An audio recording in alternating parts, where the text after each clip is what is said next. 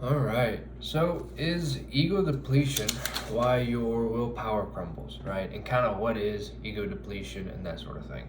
So, where we're going with this is continuing on with Thinking Fast and Slow by Daniel Kahneman, the book cover if you need. But he talks about something called ego depletion, right? And so, like, what is that? So, ego depletion is, and this is according to Wikipedia, just because the definition was like almost it was very similar to what he actually says, so figured I'd use that to get another source ish. If it is Wikipedia, but regardless, they say self-control or willpower draws upon a limited pool of mental resources that can be used up. That's pretty much it. So basically, like if you have to force yourself to do something, you're less willing to do something again that requires willpower later on. It's kind of like a breaking down in a way, right? Especially with like when the next challenge comes around. So that being said, to take some notes and stuff, we're going to kind of backtrack and talk a little bit about where he's going with this specific to the book, right? And so if you remember from previous videos for this book, and this is all in one playlist, so if you haven't watched any or need a further explanation, if I refer to things beforehand, they'll be in the playlist that's linked at the end. It's also titled Thinking Fast and Slow. I don't remember if I put something else in there.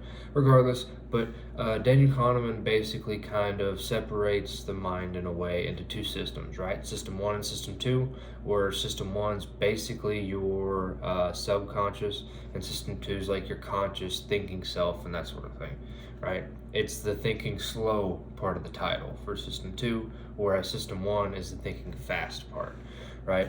But as he says, so System 2, like your conscious mind, has a natural speed, right? And unless you are in a situation that makes you unusually wary or self-conscious, monitoring what happens in the environment or inside your head demands a little effort, right? Like if you're just going for a walk or strolling around, whatever, I mean, you're not like actively like looking around in terms of like trying to find specific things, right? Like you're not consciously using like mental resources to do something, right? Like say, or I used to be a surveyor, you were doing that when you were looking for like property corners and that kind of stuff.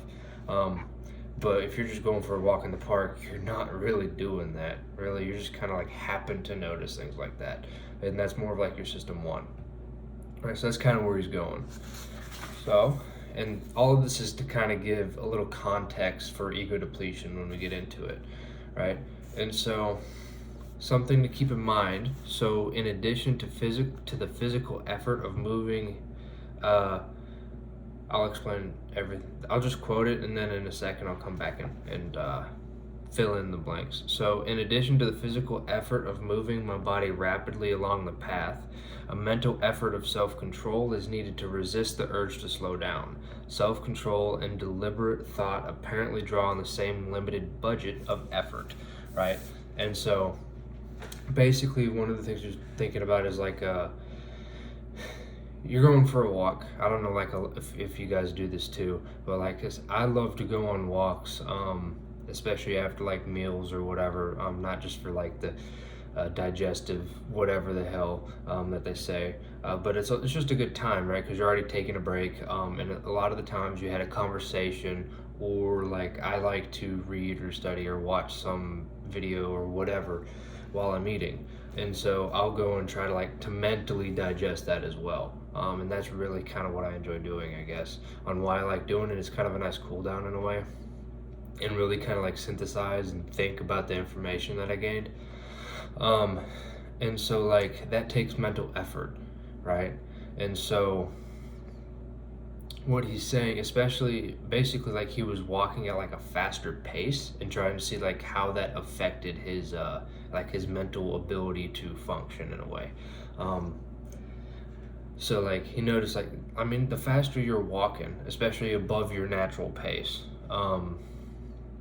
you have to use conscious effort to do that, right? And so like you have to consciously try to walk faster than normal, especially like if you're speed walking. And if your brain kind of starts to retract a little bit from that, you'll actually slow down walking back to your natural pace, right? Excuse me. And so that's what is kind of what was meaning by the cement. He had to place a mental effort of self-control, or it's needed to resist the urge to slow down, right? Specifically with that. And so basically where he's going is something called the law of least effort. It's pretty self-explanatory. I mean, you want to use the least amount of effort as possible, especially your brain, conserving resources and such. So he says, even in the absence of time pressure, maintaining a coherent train of thought requires discipline, right? That's kind of the whole point. With the exception of what we're going into next, is you might have heard this before, but like the kind of concept of flow. And according to some Czech name, I have no chance of pronouncing correctly. That's like, yeah, I'm not even gonna try it. Get the book and find it. It's on page 40. But he calls it the optimal experience. And apologies to the guy for not being able to pronounce his name whatsoever. It's a long one. But anyways, so basically it's the state of flow, right? If you're kind of in a flow state, things just like kind of, I'll use his words exactly, so hopefully that helps a little bit. So he says, people who experience flow describe it as a state of effortless concentration so deep that they lose their sense of time, of themselves, of their problems. So right, and in other words, in a state of flow, however, maintaining focused attention on these absorbing activities requires no exertion of self-control, thereby freeing resources to be directed to the task at hand, right? So that's just something else about this flow state. Again, so like normally you have to implement those mental resources, right? To do tasks, to actually have concentration, but whenever you're able to do this flow state, it's not effortful anymore, if that makes any sense. So there's that. But going more into ego depletion, right? And the reason why we're kind of giving this context, right? Again, because the ego depletion, if you remember from the definition, I guess I can just state it again, but like self-control or willpower draws upon a limited pool of mental resources, your effort, that can be used up, right? You can use up the amount of effort you have. It's like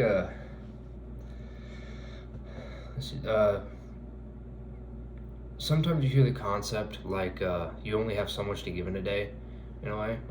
There's Mark Manson, I believe. It's been a hot minute since I read that book, but I'm gonna refrain from cussing just for YouTube and stuff. But the subtle art of giving an F. Hopefully you can input the actual effort in there, but you only have so many F's to give, right? And so use them wisely is basically the premise of his book. It's kind of the same thing with your mental resources, right? You only have so many to give in a day or in some period before you need to rest and recover, right? And that's kind of what ego depletion is that you're depleting those resources and they need to recover. And that's why we talked about like the need for self-control and then the flow state to where you don't have to give that exertion, therefore depleting your mental resources. Anyone who's ever experienced that, you can work for hours and not even notice it. There were times in college to where I'd sit down and I would do like an assignment or whatever that I'd be so engrossed in that I wouldn't notice 8 to 10 hours go by and didn't eat, didn't leave the desk, nothing. But that's what physics requires sometimes, unfortunately. But anyways, so one of the things you notice, right, basically is that I thought was cool was glucose and how that deals with the brain, because you always hear like your brain needs glucose to work, right? Now just because I'm nerdy also in like the whole working out and how that stuff kind of works, not the purpose of the video. It doesn't technically need glucose, but anyways, something else, or I guess that's not the correct way to state that, but I'm not going to go down that rabbit hole in this video. if someone wants to hear more about that, maybe I can do a separate video if someone asks for it. Because I'll nerd out about that stuff for a lot longer than 10 minutes. Anyways, so one of the things he says is several psychological studies have shown that people who are simultaneously challenged by a demanding cognitive task and by a temptation are more likely to yield to that temptation, right? If you're trying to do something mentally stimulative and hard, and someone gives you a piece of cake, you're more likely to give in to that piece of cake, right? And so how this pops up is system 1 has more influence on behavior than when system 2 is busy, right? Excuse me. So your subconscious has more influence on your behavior when you're consciously doing something and not really thinking like about all the other stuff. And he says, and it has a sweet tooth. So basically, what happens is this is heavily charged by glucose. Let's see if I can get the exact little quote for you guys. Put it somewhere. Why it has a sweet tooth. Right. So the nervous system consumes more glucose than most other parts of the body. Your brain's part of the nervous system. An effortful mental activity appears to be especially expensive in the currency of glucose. Right. So he says the bold implication of this idea is that the effects of ego depletion could be undone by ingesting glucose. And Baumeister and his colleagues, it's a study he uses in the book, have confirmed this hypothesis in several experiments. So basically they would give like people doing some intuitive, or not intuitive, but like consciously difficult task, and then like they give one person, it was coffee or something, or some form of drink or whatever. Anyways, one of the groups was given sugar and the other one was basically given Splenda, right? And they noticed that consistently the ones given sugar, glucose, which is a type of sugar, actually like improved. Like the ego depletion was more or less, I don't want to say reversed, but he said, but the effects of ego depletion could be undone. So I guess basically reversed by ingesting the sugar, right? And the ones who had Splenda didn't have an improvement in terms of ego depletion, as he's talking about, right? So where do we go with this? Right, so he says intuitive errors are normally much more frequent among ego depleted people, and the drinkers of Splenda showed the expected depletion effect. On the other hand, the glucose drinkers were not depleted. Right, I believe that's my last note in here. No.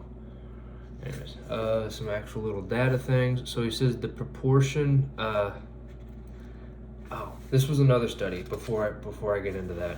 Right, so basically they did something similar again where they took like parole judges or something, and parole judges, and the cases that they would grant parole, and they kind of measured that and when they were doing it, and they noticed that basically said the proportion of the actual paroles granted spikes after each meal when about 65% of requests are granted.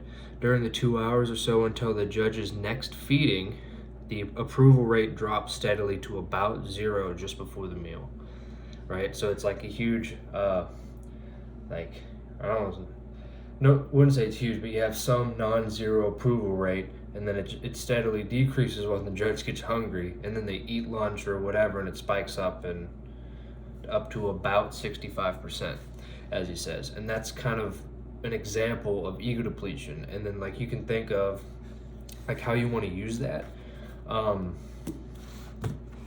stuff. So like I was just thinking, I was like, instead of you don't really have a say, I don't think. I've never actually dealt with like a parole judge or anything like that, so ignorant disclaimer, I guess.